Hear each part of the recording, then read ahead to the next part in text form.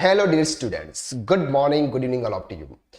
आज की वीडियो में हम बात करने वाले हैं कि अगर आप इनकम टैक्स रिटर्न फाइल करने वाला है, किसी भी पर्सन का आप इनकम टैक्स रिटर्न फाइल कर रहे हैं, first time income tax return file कर रहे हैं, उस समय ऐसी कौन सी गलतियां हैं जो आपको नहीं करनी है। अगर ये गलती अगर आप करते हैं तो इनकम टैक्स डिपार्टमेंट आपको नोटिस भेज सकता है। चलिए वीडियो को शुरू करते हैं। वीडियो को शुरू करने से पहले अगर आपने हमारे इस चैनल को अभी तक सब्सक्राइब नहीं किया है तो जल्दी से जल्दी सब्सक्राइब कर लीजिएगा। सबसे number 1, selecting the correct ITR form. जब भी आप इनकम टैक्स रिटर्न फाइल करते हैं, इंडिविजुअल्स के लिए 4 रिटर्न्स होते हैं, आईटीआर 1, आईटीआर 2, आईटीआर 3 और ITR 4। ITR 1 normally salary income के लिए होता है, सैलरी, हाउस प्रॉपर्टी और इनकम फ्रॉम अदर सोर्सेस। अगर आपकी इन 3 हेड से इनकम हो रही है तो आप आईटीआर 1 फाइल करिए।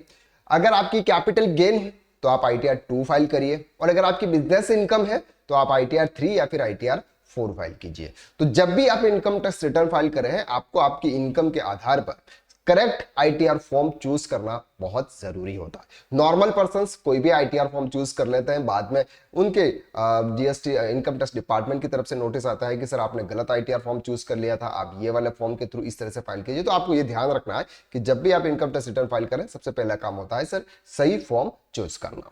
Number 2, filing personal details accurately. जब भी आप इनकम टैक्स रिटर्न फाइल करते हैं, पहला जो शेड्यूल्स आता है वो शेड्यूल्स आता है सर आपकी पर्सनल डिटेल्स का। उसके अंदर आपका नेम, आपका पैन कार्ड जो नंबर है वो आ जाता है सर, आपका आधार कार्ड नंबर, आपका जो एड्रेस, मोबाइल नंबर, आपकी ईमेल आईडी, ये सब कुछ जो भी डिटेल्स है ना, वो डिटेल्स आपको करेक्टली आपको वहां पर फिल करना है। तो आप ये ध्यान रखें कि आपका एड्रेस गलत नहीं होना चाहिए, आपका मोबाइल नंबर गलत नहीं होना चाहिए। तो ये कुछ चीजें होती है जिसका आपको ध्यान रखना है। Number 3, ITR due date. जब भी आप इनकम टैक्स रिटर्न फाइल कर रहे हैं, आईटीआर ड्यू डेट का खास ध्यान रखें। नॉर्मली अगर फाइनेंशियल ईयर 23-24 की अगर बात करें तो उसके लिए इंडिविजुअल पर्संस के लिए जिसका बिजनेस नहीं है या फिर बिजनेस है लेकिन उसका टैक्स ऑडिट नहीं है, उसके लिए जो ड्यू डेट है वो है 31 जुलाई 2024। 31 जुलाई 2024 से पहले पहले आप रिटर्न फाइल कर लें, otherwise late return filing fees लगेगी सर, मिनिमम 1000 to 5000 रुपीज तक की फीस लगेगी। तो आपको ये ध्यान रखना है कि आईटीआर ड्यू डेट के पहले पहले आप रिटर्न फाइल कर लें। Number 4, avoiding fake deductions. अगर हम बात करते हैं ओल्ड टैक्स रिजाइम्स की, ओल्ड टैक्स रिजाइम्स के अंदर आप डिडक्शंस ले सकते हैं, चाहे वो एचआरए का डिडक्शंस होगा, चाहे वो इंटरेस्ट का, होम लोन का इंटरेस्ट का डिडक्शंस होता है, चाहे वो एटीसी से एटीयू के बीच में जो जनरल डिडक्शंस है वो डिडक्शंस ले सकते हैं। बहुत सारे पर्संस टैक्स को कम करने के लिए फेक डिडक्शंस ले लेते हैं, जो एक्चुअल में डिडक्शंस नहीं है लेकिन फेक डिडक्शंस ले लेते हैं। फिर बोलते हैं कि सर उस पर्सन ने तो डिडक्शंस ले लिए थे, उनको तो कोई भी नोटिस नहीं आया सर, उस पर्सन ने भी फेक डिडक्शंस ले लिए, उनको नोटिस नहीं आया। जरूरी नहीं है कि सर हर किसी को नोटिस आया, लेकिन अगर आप पर आ गया उस समय आप क्या करेंगे, इस बात का आपको ध्यान रखना है। तो जब भी आप इनकम टैक्स रिटर्न फाइल अगर ऑल टैक्स रिजाइम्स के थ्रू आप कर रहे हैं तो फेक डिडक्शन बिल्कुल ना है, जो वैलिड डिडक्शन है वो ही ले। अगर आप न्यू टैक्स रिजाइम में जा रहे हैं तो आपको ये डिडक्शन आपको मिलते भी नहीं है, वैसे कि वहां की जो स्लैब रेट है वो बहुत ही कम है। तो आप न्यू टैक्स रिजाइम्स के थ्रू आप रिटर्न फाइल कर लीजिएगा। तो ये आपको ध्यान रखना है। Number 5, choosing the right tax regimes. अब आपको ऑल टैक्स रिजाइम चूज करना है या फिर न्यू टैक्स रिजाइम चूज करना है, या आपके ऊपर डिपेंड है। जब आप टैक्स कैलकुलेट करते हैं, तो आप दोनों तरीके से आप टैक्स कैलकुलेट कर लें। ऑल टैक्स रिजाइन में डिडक्शन निकालने के बाद में उसका क्या टैक्स बनता है, और न्यू टैक्स रिजाइन्स में आपकी टोटल इनकम पर क्या टैक्स बनता है। दोनों में जिस यहां पर भी आपको न्यू और कम टैक्स आता है वो रिजाइन आप यहां पे चूज कर सकते हैं।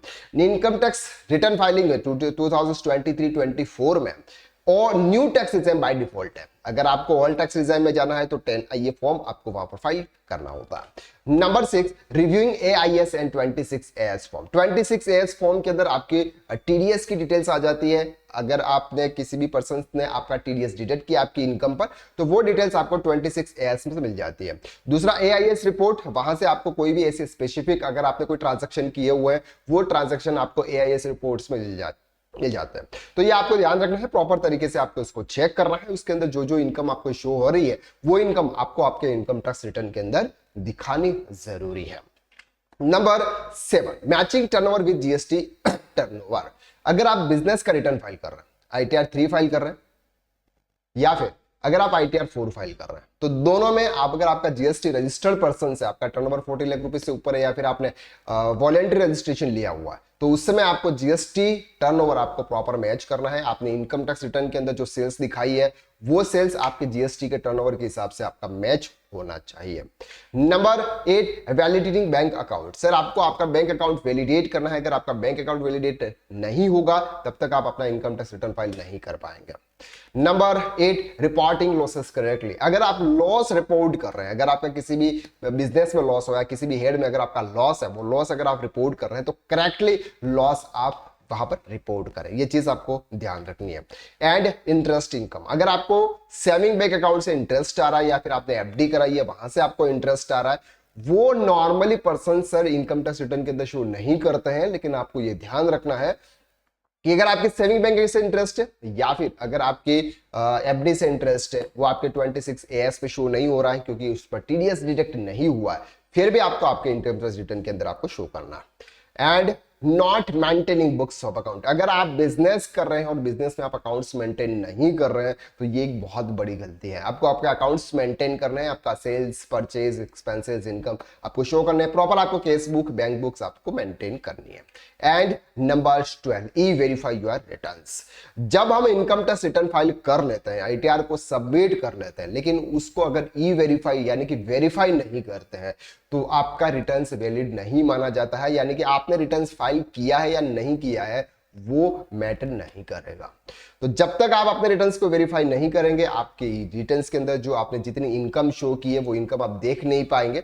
तो आपको 30 डेज के अंदर अंदर आपको आपका इनकम टैक्स रिटर्न वेरीफाई करना है। तो ये कुछ 13 पॉइंट्स थे जो आपको इनकम टैक्स रिटर्न फाइल करते समय आपको ध्यान रखना है।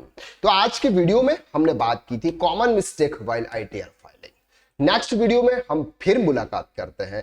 अगर आप टैक्सेशन एक्सपर्ट बनना चाहते हैं, आप टैक्स कंसल्टेंट बनना चाहते हैं, अगर आप अकाउंटिंग में फ्यूचर बनाना चाहते हैं तो यह वीडियो आप हमारा कोर्स चूज कर सकते हैं। तो आज के लिए बस इतना, नेक्स्ट वीडियो में फिर मुलाकात करते हैं। तब तक के लिए थैंक यू सो मच।